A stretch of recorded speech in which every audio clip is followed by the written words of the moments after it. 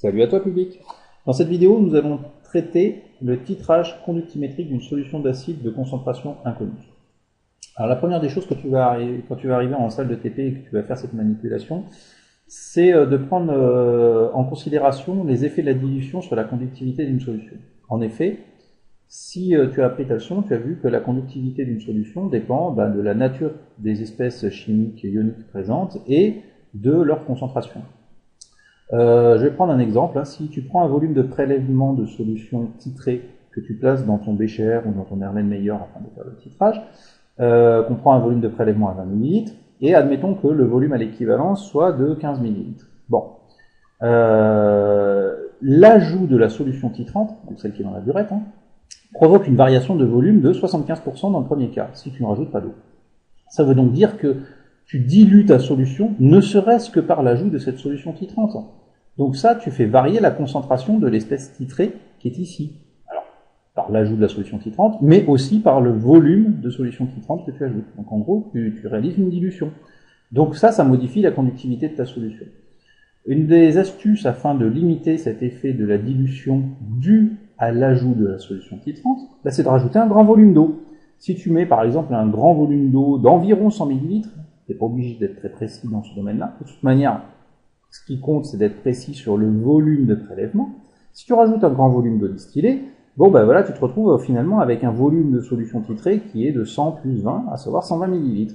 Et si tu rajoutes 15 ml de solution titrante, ça ne fera varier ton volume dans le bécher que de 13%. Donc ça va limiter les effets de la dilution liés à l'ajout de la solution titrante. Donc ça, c'est un réflexe que tu dois avoir en conductimétrie lorsque tu réalises un titrage. Donc ça, c'est ce qui est noté ici, c'est finalement la solution rédigée qu'il faut noter sur une copie parce que c'est une question qui parfois tombe sur certains exercices. Voilà. Alors, explication maintenant du principe du titrage par conductivité en conductimétrie. Donc on part d'une solution de concentration inconnue d'acide. Donc dans cette solution, il existe des ions oxonium H3O+. Donc ce sont des ions qui conduisent plutôt bien, ce sont des bons porteurs de charge, vu que leur conductivité molaire ionique, qui est donnée par le lambda, est à 34,9 Siemens-m², moins 1. Bon, leur concentration est inconnue. Par contre, on y a ajouté un certain volume de prélèvement qui est connu. La solution titrante. La solution titrante, c'est de l'hydroxyde de sodium, sans surprise. Tu as vu que dans un titrage, lorsque l'on titre une solution acide, eh bien, le bon réflexe à avoir, souvent, c'est d'utiliser une solution d'hydroxyde de sodium. Dans notre bécher ici, on va plonger la cellule de conductimétrie, et cette cellule de conductimétrie, elle va mesurer une conductivité non nulle au départ, vu qu'il y a des ions H3O+. Donc, initialement, la conductivité de la solution est assurée par les ions oxonium. Bon. Je vais maintenant ajouter un petit peu de la solution d'hydroxyde de sodium dans la solution titrée. À l'ajout de la solution d'hydroxyde de sodium, il va y avoir interaction entre les ions oxonium et des ions hydroxyde, selon la réaction suivante. HO- plus H3O+ va nous donner 2H2O. Alors, en revanche, lorsque je vais ajouter de la solution titrante, d'hydroxyde de sodium, je vais ajouter des ions sodium et des ions hydroxyde. Les ions sodium, eux, sont des ions spectateurs. On les retrouve à la fin de la transformation chimique. Donc finalement, qu'est-ce qui se passe ? Initialement, on a des H3O+, on ajoute des HO-. Donc les H3O+, eux, participent à la conductivité de la solution. Les HO-, eux, n'ont pas le temps de participer à la conductivité de la solution, puisqu'ils vont tout de suite réagir avec les ions oxonium, pour donner un ion Na+. Donc au final, après l'ajout de cette petite quantité de solution titrante, qu'est-ce qu'il y a ? Initialement, il y avait ici présent un ion oxonium, mais cet ion oxonium a réagi avec l'ion hydroxyde pour donner de l'eau. L'eau ne participe pas à la conductivité de la solution, et donc à la place d'un ion oxonium qui était initialement présent, on se retrouve avec un ion sodium. Et là, la conductivité de la solution a diminué. Pourquoi est-ce qu'elle a diminué ? C'est très simple. Il faut s'intéresser à la capacité qu'ont ces ions à être des bons porteurs de charge.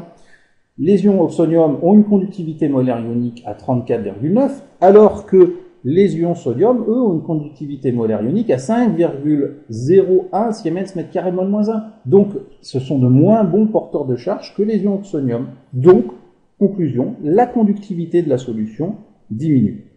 Et le raisonnement va continuer à s'appliquer en cours de transformation chimique, donc avant l'équivalence. Pour l'instant, on est toujours avant l'équivalence puisqu'il reste des ions oxonium dans la solution.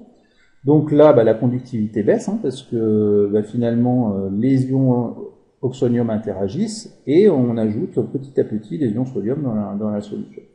Donc ça, ce raisonnement-là, on va le maintenir jusqu'au moment où on va arriver à l'équivalence. Alors, je ne sais pas si tu as déjà regardé la vidéo sur le titrage acido-basique où j'avais placé un indicateur coloré. En conductimétrie, il n'y a aucun indicateur visuel dans ton bécher, puisque toutes les solutions sont incolores, qui te permet de déterminer quand est-ce que tu arrives à l'équivalence. Il n'y a rien qui te permet de le savoir. Et voilà, là on arrive à l'équivalence à ce moment. Donc là on a introduit autant de solutions, en quantité de matière, autant d'ions hydroxyde qu'il n'y avait initialement d'ions oxonium présents dans la solution. Donc nous sommes à l'équivalence, mais il n'y a aucun moyen de le voir en TP. Bon. Donc il n'y a plus ni oxonium ni hydroxyde dans la solution. C'est bien la définition de notre équivalence. Et qu'est-ce qui se passe la goutte d'après? Eh bien la goutte d'après, on va rajouter des ions en solution. On va rajouter des ions sodium et des ions hydroxyde. Ces ions hydroxydes ne peuvent plus interagir avec les ions oxonium initialement présents. Ben oui, ils y sont plus. Voilà, ils sont devenus limitants. Donc on rajoute des ions hydroxyde qui ont une bonne conductivité monaire unique et des ions sodium. Donc naturellement, la conductivité de la solution va préaugmenter. Donc là, en TP, tu commences à t'apercevoir que finalement, tu viens de passer le volume à l'équivalence.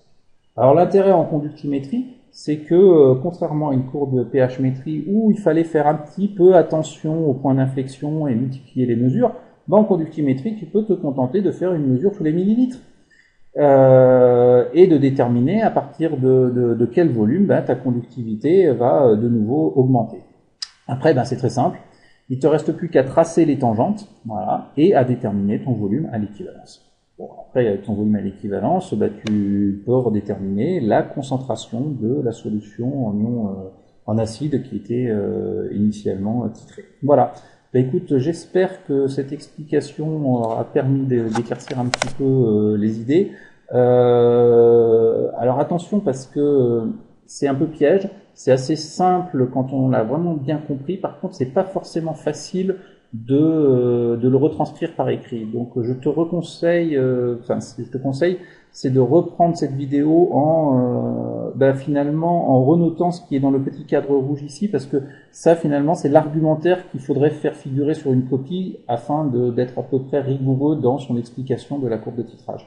Et tu t'apercevras qu'il y a bon nombre d'exercices qui demandent justement d'interpréter cette courbe de titrage. Voilà, d'expliquer pourquoi la conductivité évolue dans un premier temps et après l'équivalence évolue différemment. Alors attention, en fonction de la nature du titrage, la conductivité peut ne pas diminuer initialement. Elle peut augmenter légèrement puis augmenter de manière beaucoup plus importante.